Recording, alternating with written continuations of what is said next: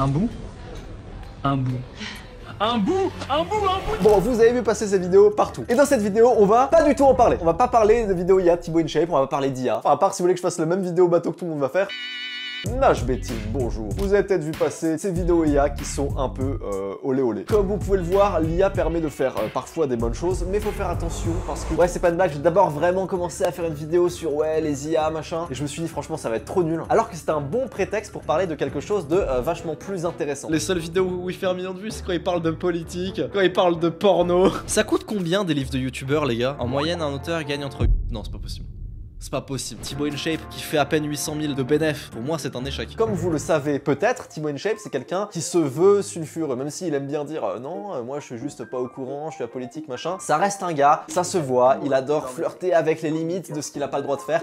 Et en mettant son visage dans l'app Sora 2, qui permet de faire toutes ces vidéos IA, il savait que ça ferait parler, il savait que tout le monde ferait des vidéos comme ça. Même lui, il a mis les vidéos un peu racistes en avant, et en mode oh je valide pas et tout, mais quand même en parlant. Parce que peut-être que vous l'avez vu ces derniers jours, Thibaut InShape est en train de sortir son livre. Son nouveau livre autobiographique Derrière la lumière. Perso, j'ai pas lu. Mais si vous voulez une vraie critique du livre de Thibaut InShape, n'hésitez pas, je pense que Younes va en faire une vidéo. Voilà, Younes, tu es tagué, fais une vidéo sur le livre de Thibaut InShape. Moi, je pense qu'il va la faire parce que je lui ai dit de le faire et puis là, il me mis un like. Bon, alors déjà, les livres de youtubeurs, ça fait chier. On en voit partout. Carrément, je crois que influenceur, c'est devenu un rayon à la Fnac. À côté de histoire, économie, hentai. Du coup, le voilà sur LCI, sur Quotidien, France Inter, partout. Ça me fait toujours marrer les interviews de Thibaut InShape dans les médias traditionnels. À chaque fois, c'est la même chose. On lui ressort ses tweets racistes. Il est là, oui, non mais j'étais jeune et je me suis fait agresser. C'est trop drôle. Avec des amis, on va manger, on se dirige vers un kebab ou une pizzeria, je me souviens plus à ce moment-là. 3 jeunes nous interpellent, sortent d'une voiture. Il est obligé de rappeler qu'il s'est fait agresser pour justifier ce tweet raciste. À chaque fois, frère. Et ça fait au moins 15 fois qu'il raconte sur son agression. Pour pouvoir que dans l'imaginaire collectif, les gens se disent non mais il s'est fait agresser, c'est pour ça qu'il a fait des tweets racistes. On entend parler de vous à la télé, c'est dans ce sujet BFM.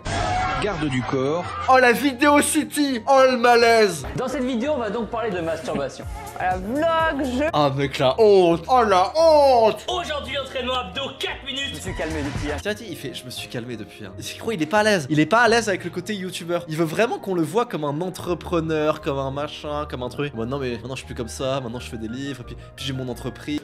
On voit vraiment dans les interviews que Thibaut InShape, il en a marre d'être pris pour un mongol. Bah alors, Thibaut InShape, on a arrêté de faire des vidéos où on parle de la branlette. Ça y est, c'est sérieux? C'est fini les délivres sur des gamines de 14 piges à la vidéo ici. Pourquoi il veut cette image un peu plus sérieuse? Pourquoi il veut arrêter d'être pris pour un mongol? Si vous voulez, ma take personnelle, et vous êtes les premiers à l'avoir entendu ici, il veut plaire aux tatas, aux tontons, aux gens qui regardent la télé, parce qu'il a espoir de se lancer en politique et de devenir président. Donc voilà, c'est ma take. Mais bon, overall, un livre, c'est utile quoi. Ça donne du crédit social, on se fait plus respecter par les institutions, ce qui n'est pas le cas des youtubeurs, et puis ça fait de l'argent. C'est probablement ce que vous dites, et c'est peut-être pour ça que les youtubeurs font tous des livres. C'est la question que je me suis posée, et je me suis rendu compte que non, je pense pas. Je pense pas. C'est comme ça, je pense pas. Enfin, si, je pense qu'il y a un peu ça, mais pas beaucoup. Et un livre, ça rapporte pas tant que ça overall. Ça coûte combien des livres de youtubeurs, les gars? Il coûte 22 €. C'est auto-édité ou pas? Non, c'est pas auto-édité. Ah, il doit toucher peut-être 10 balles dessus? Peut-être en vendre 20 000. Je pense qu'il peut se faire 200 000 balles avec un livre comme ça, Thibaut InShape. Après, Thibaut InShape, il a affiché ses bilans. Il a dit qu'il fait 3 millions par an de CA et de résultats neufs, il se fait 800 000. Donc c'est pas Squeezie. Squeezie, 200 balles, il se torche avec. Mais Thibaut InShape, je pense qu'il est vraiment à 200 balles près. Donc il y a moins que ce soit pour l'argent. Mais en fait, c'est un peu con parce qu'il y a tellement mieux que des livres à faire. En fait, vu que les youtubeurs savent pas quoi vendre, c'est un peu le produit facile, un livre. En vrai, hein, c'est le produit qui est accepté communément. Tu fais pas d'OP, tu pubes ton livre, tu fais un peu de fric, mais je pense que c'est une fausse bonne idée parce que tu gagnes pas tant d'argent que ça. L'éditeur prend tout. Squeezie, je pense que quand il a fait son livre, je pense s'appelle Blake, son livre d'horreur là, je pense que c'est vraiment pour le kiff de dire j'ai fait un livre. Mais Squeezie, il a fait un album, il a fait des courses de voitures. Je pense pas qu'il va gagner tant de fric que ça avec son livre, Squeezie. Enfin, ça m'étonnerait qu'il ait gagné genre plus d'1 million d'euros, tu vois. Et c'est possible que Squeezie fasse 1 million d'euros par mois, tu vois ce que je veux dire? Genre, honnêtement, le livre de Thibaut InShape, il va faire combien de ventes? En moyenne, un auteur gagne entre 8% et 10% du prix hors taxe de son livre. Non, c'est pas possible. C'est pas possible. Mec, tu peux pas gagner 2 balles sur un livre à 20 balles. Il y a vraiment chez les youtubeurs ce côté égo trip de se dire il faut que je me fasse respecter par les institutions. On sent vraiment dans tous les passages d'interview de Thibaut InShape qu'il a beaucoup souffert de pas être reconnu. Je veux dire, le mec, c'est le youtubeur numéro 1 en France. Personne ne le calcule. Il est invité à aucun event. Tout le monde le voit en bizarre. Il fait pas énormément de vues pour son nombre d'abonnés. On va en reparler un petit peu d'ailleurs de ça. Même s'il est numéro 1 en termes de chiffre d'abonnés, absolument personne dans le game dit qu'il a vraiment dépassé Squeezie vu que c'est des abonnés étrangers, vu que c'est des shorts. Tout le monde est en mode non mais il est pas vraiment numéro 1, le vrai numéro 1 c'est Squeezie. Au fond de toi, est-ce que ton ego il est un peu touché si Thibaut il passe premier?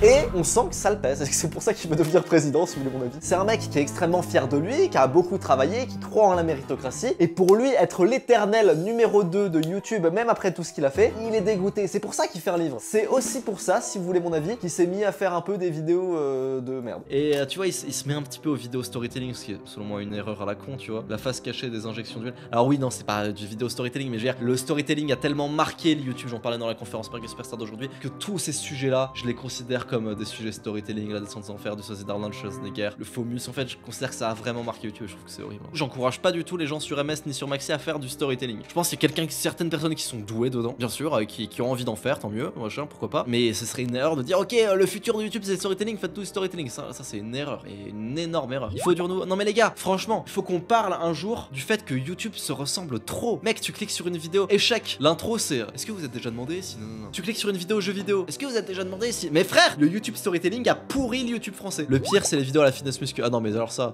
j'en peux plus frère. Les vidéos en mode, il ne savait pas que machin truc, mais en fait il va se passer ça. Mais pitié. Le pire c'est que ça apporte aucun personal brand. Genre c'est même pas comme si t'allais capitaliser dessus, tu vas rien capitaliser dessus. Mais selon moi, un livre quand t'es youtubeur, c'est un mauvais produit à vendre. La seule chose qui est bien, c'est que t'auras des interviews à la télé, donc ça c'est cool. Enfin, ça dépend des interviews, ça. Alors votre livre s'appelle Tourne la page. Vous aviez peur que vos fans soient incapables de savoir comment ça fonctionne, un livre. Et puis ça offre un défocus de fou. Un bon youtubeur, un mec comme Thibaut qui veut vraiment devenir numéro 1, ne devrait pas faire un livre, il devrait juste faire des vidéos. Y a que moi qui vois à quel point il galère sur sa chaîne actuellement. La vidéo sur les masculinistes, excusez-moi, il dit des tapines, hein. Il dit des trucs vraiment logiques et basiques, mais c'est juste pour dire, ah les gars, vous avez vu, je suis pas tant de droite que ça en fait, je suis nuancé, je suis macroniste, machin et tout. Ça marche pas, ça c'est. Je pense que Thibaut InShape, au lieu d'essayer de plaire aux gens, ferait juste mieux de faire des vidéos où il raconte sa vie comme ça, frère. Mais tu sais, mais même des trucs à la con, mec, son mariage, 5 minutes sur son mariage, 1 million de vues. Au lieu d'essayer de plaire aux gens, frère, ça c'est une vidéo, j'ai envie de plaire aux gens. La descente aux enfers de Sosie d'Arnold Schwarzenegger, c'est même pas lui qui l'a écrite la vidéo, je l'ai vu. Et d'ailleurs, oui, s'il galère sur sa chaîne, non, c'est pas à cause des shorts. Hein. J'ai vu la vidéo de je sais plus qui avait dit oui, la stratégie de Thibaut InShape va lui coûter sa chaîne YouTube, il va battre Squeezie, mais il fera moins de vues sur ses vidéos longues. Non, non. Je comprends pas comment des gens ont pu croire, et même aujourd'hui des youtubeurs que je connais croient à cette merde, que si tu fais beaucoup de shorts, tu feras moins de vues sur tes vidéos longues. Ça n'a aucun sens. Genre, expliquez-moi pourquoi YouTube ferait ça. Non, si les vidéos longues de Thibaut InShape font moins de vues, c'est pas parce qu'il fait des shorts, parce qu'ils sont moins bien, c'est tout. Les seules vidéos où il fait 1 million de vues, c'est quand il parle de politique, quand il parle de porno.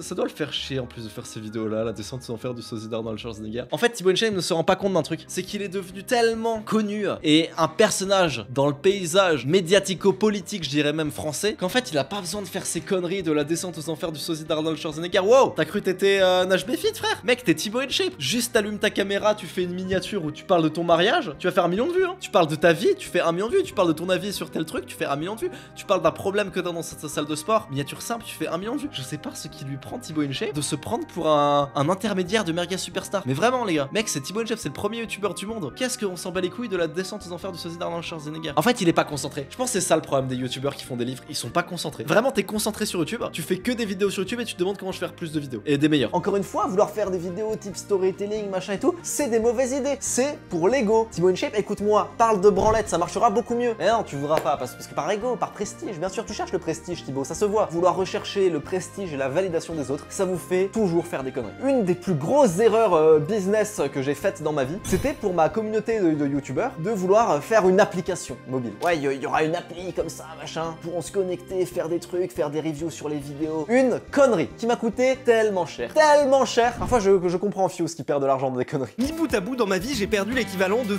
400 000 euros. Tout ça pour pouvoir dire application, je vends mon application et non pas ma formation. Parce que je me suis dit, ah non, enfin formation, j'aime pas dire formation. Alors que le truc est génial, putain, ça coûte 30 balles. Je suis tellement au-dessus et moins cher que toutes les formations pour être youtubeur du game, tu vois. Mais j'étais là, j'étais en mode oui, c'est un peu nul, c'est un serveur Discord, il faut ma propre plateforme, machin et tout. Alors que non, les gens, ils utilisent Discord, ils sont contents d'utiliser Discord. Ils ont pas envie de se connecter sur une appli, personne l'utilisait. Ça ne sert à rien. Un livre, ça renforce l'image? Non. Bah ça renforce l'image auprès de quotidien. Quand tu vois Thibaut InShape qui est là, genre oui, non mais même moi je m'énerve à cette époque-là quand je faisais des pompes, maintenant je suis sérieux, on comprend que c'est genre ouais, il veut se donner une image sérieuse, tu vois. Même Squeezie en vrai. Squeezie quand il a fait son livre qui s'appelle Tourne la page, on sentait qu'il voulait se faire reconnaître de l'intelligentsia. Après on va pas se mentir, hein, ça se voit juste à la gueule du livre, ça se voit, c'est un mec qui a de l'ego, mais c'est normal, hein. Mec de la muscu, gros youtubeur, machin et tout, moi je comprends. Et le côté autobiographie, ça va aussi avec le côté youtubeur. Youtubeur c'est plein d'ego. Lena Situation, son livre un peu de dev perso, je sais pas quoi, c'est un peu une autobiographie aussi. Astérion, il a fait des autobiographies. Mathieu Merriot, le classique The Legend of Zelda Souvenir d'enfance, c'est pareil. Le livre a toujours donné une sorte de légitimité, étant donné que c'est un support mainstream. Je suis d'accord. Si vous êtes en recherche de crédibilité,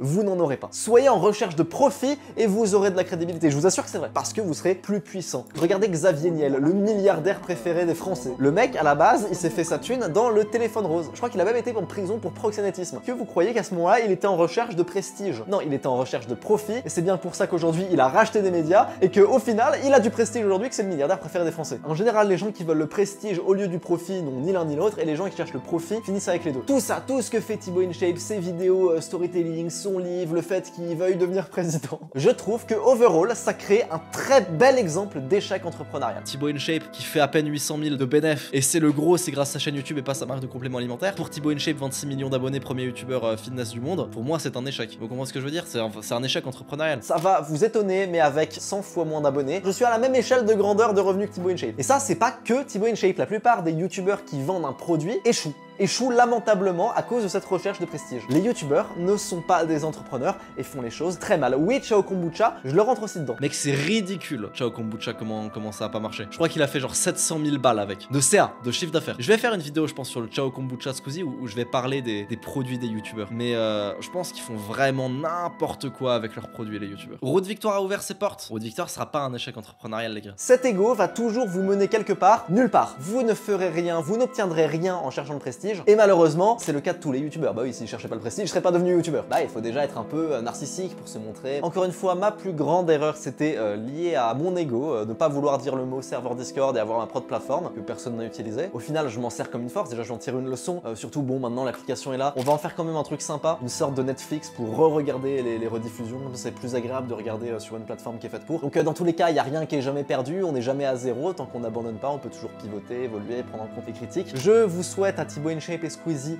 déjà trouver la paix, d'être heureux et d'arrêter de vous détester. Mais surtout de prendre cette vidéo en compte là dans vos business. J'espère que ça vous fera un peu réfléchir. Alors oui, je sais, on n'a pas parlé du tout de son livre ni de ses vidéos IA au final, mais je pense que la vidéo sera sympa. Et vraiment, je pense que cette vidéo sera plutôt pas mal. Je suis parti beaucoup en impro, mais j'ai développé quelques trucs intéressants. J'espère que vous allez apprécier. Si ça vous intéresse de vous lancer sur YouTube, bam témoignage, bam résultat, bam le lien d'inscription. Allez, on va regarder un sujet sur les livres de youtubeurs. Ça m'a donné envie de parler des livres de youtubeurs. J'avais pas d'idée avant, mais en vrai, maintenant je pense qu'il y a des... Ah ouais.